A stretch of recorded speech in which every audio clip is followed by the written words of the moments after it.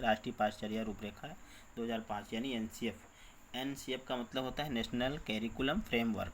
अब यहाँ पे देखिए, राष्ट्रीय पाठचर्या की रूपरेखा 2005 एक ऐसी दस्तावेज है जिसमें ऐसे विषयों पर चर्चा की गई है कि बालकों को क्या और किस प्रकार से पढ़ाया जाना चाहिए। राष्ट्रीय पाठचर्या की रूपरेखा 2005 की उत्पत्ति रविंद्रनाथ टैगोर के सभ्यता और प्रगति नामक निबंध से हुई है। राष्ट्रीय पाठचर्या की रूपरेखा 2005 के अनुसार स्कूली शिक्षा पाठ्यक्रम पुस्तक, यानी कि जो स्कूली शिक्षा है वो पाठ्य पुस्तक केंद्रित न होकर बाल केंद्रित हो। राष्ट्रीय पाठचर्या की रूपरेखा 2005 का अनुवाद संविधान की 8वीं अनुसूची में दी गई भाषाओं में भी किया गया है।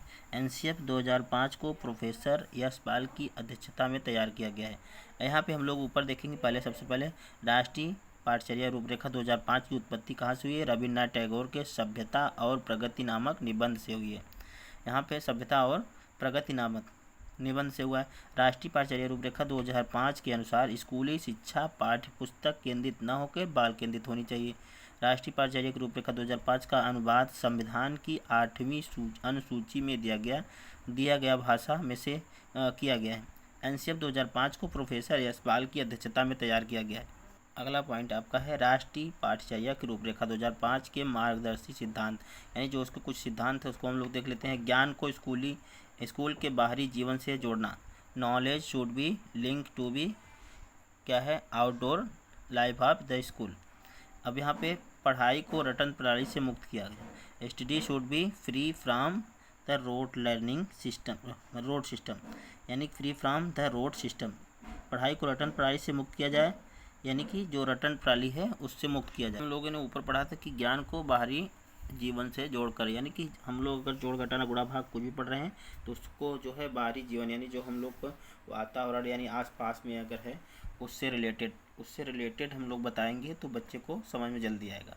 उसके बाद फिर रटन प्रणाली से मुक्त करने की बात कर रहा था। तो रटन प्रणाली का मतलब ये होता है कि बच्चों को समझाया जाना चाहिए, रटवाना नहीं चाहिए कोई भी चीज़। यानी एनसीएफ 2005 कहता है कि बच्चे को रटाया ना जाए, समझाया जाए, अच्छे से बताया जाए, रिलेटेड उसको जो है आसपास की वस्तुओं को दिखाकर समझाकर, जितना ज़्यादा आप जो है समझा के बताएंगे उतना बढ़िया है।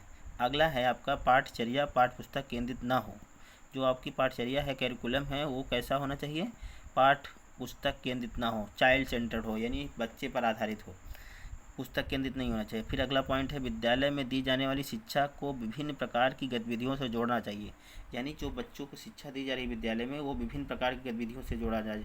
विभिन्न प्रकार की गतिविधियाँ, जो भी गतिविधियाँ हैं उसको खेल में विधियों से द्वारा बताया जाए, समझाया जाए कि उदाहरण दे के बताया जाए। यानी कि जो भी चीज़ें हैं आप पढ़ाएंगे तो उसको रटन प्रणाली से मुक्त करना है। अगला पॉइंट है राष्ट्रीय मूल्यों के प्रति आस्थावान विद्यार्थी तैयार किए जाने चाहिए। Student should be prepare for national values. यहाँ पे राष्ट्रीय मूल्यों के प्रति आस्थावान, यानी जो विद्यार्थी आस्थावान, यानी कि उनको राष्ट्र के प्रति जो समर्पित होने का। अगला पॉइंट आपका है नेशनल कैरिकुलम फ्रेमवर्क 2005 का निर्माण एनसीईआरटी द्वारा किया गया था एवं इसको पूर्ण करने का कार्य निदेशक प्रोफेसर कृष्ण कुमार के नेतृत्व में किया गया था। इसका प्रमुख लक्ष्य आत्मज्ञान अर्थात विद्यार्थियों को अलग अलग अनुभव का अवसर देकर उन्हें स्वयं ज्ञान की प्राप्ति करनी होती है। यहाँ पे देखिए, आत्मज्ञान अर्थात स्वयं का ज्ञान, यानी जो बच्चे हैं वो अपने अनुभव, अलग अलग अनुभव का उनको अपने से खुद करके सीखने, लर्निंग बाय डूइंग पर बल दिया गया है यहाँ पे। अगला पॉइंट है राष्ट्रीय पाठचर्या की रूपरेखा 2005 के अनुसार हर विद्यार्थी की अपनी क्षमता और कौशल होते हैं, तो हर विद्यार्थी को उसे व्यक्त करने का मौका प्रदान किया जाना चाहिए। यानी हर विद्यार्थी को कौशल प्रदान करने का मौका देना चाहिए। यानी उनके पास जो है अपनी खुद की जो है क्षमता होती है, कौशल होते हैं और उनको प्रदर्शन भी करना चाहिए उनको, लेकिन उनको मौका देंगे तभी। अभी हम लोगों ने पढ़ा कि जो बच्चों को मौका देने वाली बात है भाई, यानी कि जो टीचर होते हैं उनको बच्चे को मतलब अधिक से अधिक मौका देना चाहिए कि कोई भी चीज़ सामने में, यानी कि बच्चे को ये हतोत्साहित नहीं करना चाहिए कि तुम ये नहीं कर पाओगे, तुम वो नहीं कर पाओगे। यानी कि बच्चे को जितना ज़्यादा से ज़्यादा प्रोत्साहित किया जाना चाहिए। वो आपके राष्ट्रीय पाठचर्या रूपरेखा 2005 के जो है सुझाव में ही है। अब आगे हम लोग देखते हैं किसी भी प्रकार की सूचना को ज्ञान मानने से बचा जाए। यानी कोई भी प्रकार की सूचना को ज्ञान, यानी कोई भी सूचना अगर प्रदान किया जा रहा है तो उसको ज्ञान नहीं मानना है। फिर अगला है विद्यार्थियों की दी जाने वाली शिक्षा में शिक्षण सूत्र जैसे ज्ञान अज्ञात से अज्ञात की ओर, मूर्त से अमूर्त की ओर आदि शिक्षण सूत्रों का अधिक से अधिक प्रयोग किया जाना चाहिए। अगला पॉइंट है आपका सजा व पुरस्कार की भावना को सीमित रूप से प्रयोग किया जाए। सजा व पुरस्कार, यहाँ पे बच्चे को यानी कि सज़ा पनिशमेंट नहीं देना चाहिए। और पुरस्कार की भावना जो होती है, पुरस्कार बार बार उसको मतलब पुरस्कार नहीं देने की, ये भी पुरस्कार भी नहीं देना चाहिए, क्योंकि अगर एक बार उसने सही किया, कोई चीज़ आपने पूछा तो पुरस्कार दिया, बार बार अगर पुरस्कार देंगे तो भी आपको जो है वो सीमित होना चाहिए। लेकिन सज़ा पनिशमेंट जो होती है वो आपका एकदम से रोकना है। अगला पॉइंट है शैक्षिक गतिविधियाँ। शैक्षिक गतिविधियों में बच्चे के अभिभावक को भी जोड़ा जाए, यानी अभिभावक को भी उसकी गतिविधियों में, यानी कोई भी कार्य कर रहा है बच्चा तो उसमें अभिभावक को भी जोड़ा जाए। एनसीएफ 2005 बिना बोझ के शिक्षा पर जोर देता है। एनसीएफ 2005 क्या है? बिना बोझ के शिक्षा पर जोर देता है। अगला पॉइंट आपका है एनसीएफ 2005 के अनुसार बच्चों को मातृभाषा में शिक्षण कार्य किया जाए। मातृभाषा का मतलब मदर टंग, यहाँ मदर लैंग्वेज जो मदर टंग है उसकी, बच्चे की जो मातृभाषा है उसी में शिक्षण, यानी जो अगर जैसे कोई हिंदी है जिसकी मातृभाषा हिंदी, किसी का इंग्लिश है तो किसी का जो है पंजाबी है, किसी का बंगाली है, तो सबका अलग अलग है मातृभाषा आती है। यानी उनको यहाँ पे एनसीएफ 2005 कह रहा है कि जो बच्चों को मातृभाषा है उसी शिक्षण, उसी में शिक्षा दी जाए। अगर उससे रिलेटेड अगर शिक्षा नहीं दिया जा रहा है तो उसको समझने में प्रॉब्लम होगी। अगला पॉइंट है विशाल पाठ्यक्रम व मोटी किताबें शिक्षा प्रणाली की असफलता का जो है प्रतीक है। विशाल पाठ्यक्रम यानी बहुत बड़ा पाठ्यक्रम है, मोटी किताबें हैं और जो है शिक्षा प्रणाली की असफलता का जो असफल होते हैं बच्चे, उनका कारण है ये। अगला पॉइंट है आपका मूल्यों को उपदेश देकर नहीं वातावरण देकर स्थापित किया जाए। अगला पॉइंट है बच्चों को स्कूल से बाहर जीवन से तनाव मुक्त वातावरण प्रदान करना चाहिए। बाहरी जीवन, अभी हम लोग पढ़े थे कि बच्चे को जो है बाहरी जीवन यानी बाहर के वातावरण से रिलेटेड जो है चीज़ें बताना चाहिए और रटन प्रणाली से मुक्त करना चाहिए। अगला पॉइंट है आपका पुस्तकालय में बच्चों को स्वयं पुस्तक चुनने का अवसर दें। उनको, बच्चे को अगर पुस्तकालय में गया तो जो भी इच्छा है उसकी पुस्तक पढ़ने के लिए अवसर दिया जाए उसको। सांस्कृतिक कार्यक्रमों में मनोरंजन के स्थान पर सौंदर्य बोध को बढ़ावा देना चाहिए। सांस्कृतिक कार्यक्रम हो रहा है तो उसमें भी जो है सौंदर्य बोध को बढ़ावा देना चाहिए। शिक्षकों को अकादमिक संसाधन व नवाचार आदि समय पर पहुँचाए जाएँ। अकादमिक संसाधन व नवाचार आदि समय पर पहुँचाया जाए। अगला पॉइंट आपका है शिक्षकों को अकादमिक संसाधन व नवाचार आदि समय पर पहुँचाया जाए। अगला पॉइंट फिर समुदाय को मानवीय संसाधन के रूप में प्रयुक्त होने का अवसर दें। मानवीय संसाधन के रूप में प्रयुक्त होने का अवसर दें। अगला पॉइंट है आपका मानसिक स्तर एवं योग्यता के अनुसार पाठ्यक्रम का निर्धारण। फिर उसके बाद अगला पॉइंट है शांति शिक्षा को बढ़ावा, महिलाओं के प्रति आदर एवं जिम्मेदारी का दृष्टिकोण विकसित करने की कार्यक्रम का आयोजन करना चाहिए। फिर उसके बाद बालकों के चहुमुखी विकास पर आधारित पाठ्यक्रम होना चाहिए। अगला पॉइंट है बालकों के चहुमुखी विकास पर आधारित पाठ्यक्रम हो, सभी विद्यार्थियों हेतु समावेशी वातावरण तैयार करना चाहिए। एनसीएफ 2005 का प्रमुख सूत्र बिना भार के अधिगम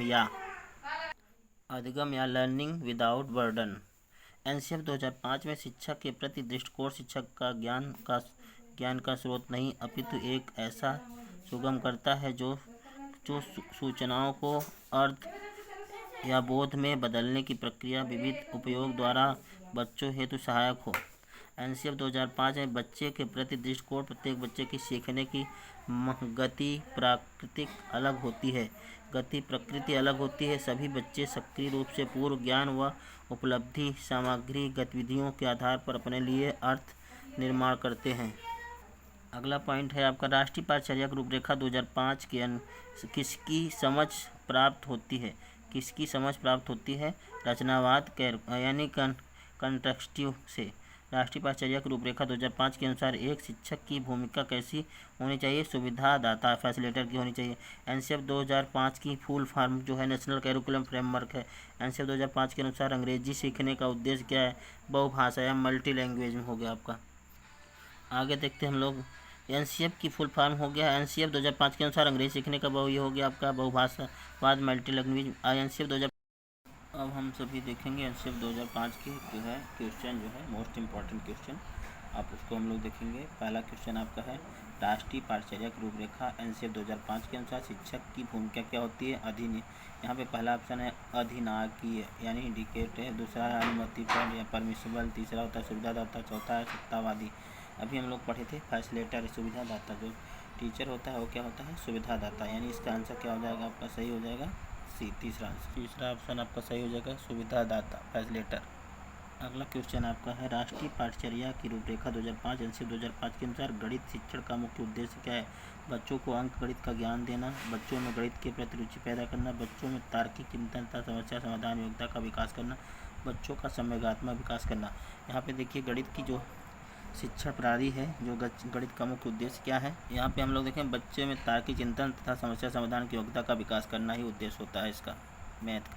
अगला क्वेश्चन आपका राष्ट्रीय पाठचर्या की रूपरेखा में 2005 एनसीएफ 2005 के आधारभूत सिद्धांतों में से निम्नलिखित में से कौन सा भाग सम्मिलित नहीं है? यहाँ पे हम लोग देखेंगे जो सिद्धांत हम लोग पढ़े थे 5 सिद्धांत में से कौन सा इसमें से नहीं? अच्छी वाही, यहाँ पे अच्छी वाही परीक्षाओं का आयोजन करना गलत है, रटने को महत्व प्रदान करना गलत, ये भी है, पुस्तकों के इतर ज्ञान प्राप्त करना ये भी गलत है, ज्ञान का वास्तविक जीवन से जोड़ना ये सही है आपका, ज्ञान का वास्तविक जीवन। यहाँ पे आपका जो आ गया वो पहला गलत हो गया, दूसरा तीसरा सही हो गया। यानी कि रटने को महत्व प्रदान करना न करना ये सही है, पुस्तकों को इतर ज्ञान प्राप्त करना और ज्ञान का वास्तविक जीवन से जोड़ना ये जो आपके सम्मिलित नहीं, मतलब सम्मिलित है, जो सम्मिलित नहीं हो क्या है? अच्छी वाह पुस्तकों का आयोजन करना, ये आपका जो सम्मिलित नहीं है।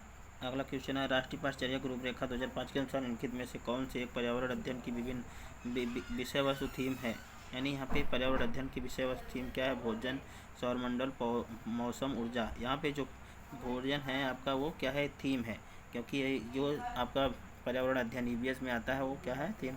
यहाँ पे भोजन, पानी, छाया यानी रहने के लिए, और ट्रेवल यात्रा, ये सब जो है आपके ये थीम्स हैं ईवीएस के थीम। फैमिली और फ्रेंड्स भी है इसमें से, जो है जो वाटर, शेल्टर और ट्रेवल, फैमिली और लास्ट है आपका हाउ वी मेक थिंग्स, हम चीज़ें कैसे बनाते हैं।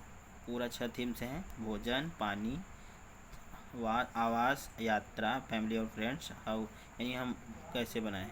अगला क्वेश्चन है आपका एनसीएफ 2005 की संस्तुतियों के अनुसार कक्षा 1 एवं कक्षा 2 के विद्यार्थियों में के लिए मूल्यांकन का तरीका होना चाहिए। कक्षा 1 एवं कक्षा 2 के विद्यार्थियों को मूल्यांकन कैसे? लिखित परीक्षण के आधार पर, मौखिक परीक्षण के आधार पर, लिखित एवं मौखिक परीक्षण के आधार पर, प्रेक्षण के आधार पर। यहाँ पे हम लोग देखेंगे अब यहाँ पे लिखित मौखिक नहीं होगा, मौखिक परीक्षण, लिखित और मौखिक परीक्षण, यहाँ पे प्रेक्षण के आधार पे यानी ऑब्जर्वेशन हम लोग यानी प्रेक्षण करके पता करेंगे कि 1 और 2। अगला क्वेश्चन है आपका राष्ट्रीय पाठचर्या की रूपरेखा के अनुसार अधिगम अपने में से और यहाँ अपने स्वभाव में डैश और यहाँ पे निष्क्रिय सरल, सक्रिय सामाजिक, निष्क्रिय सामाजिक, सक्रिय सरल।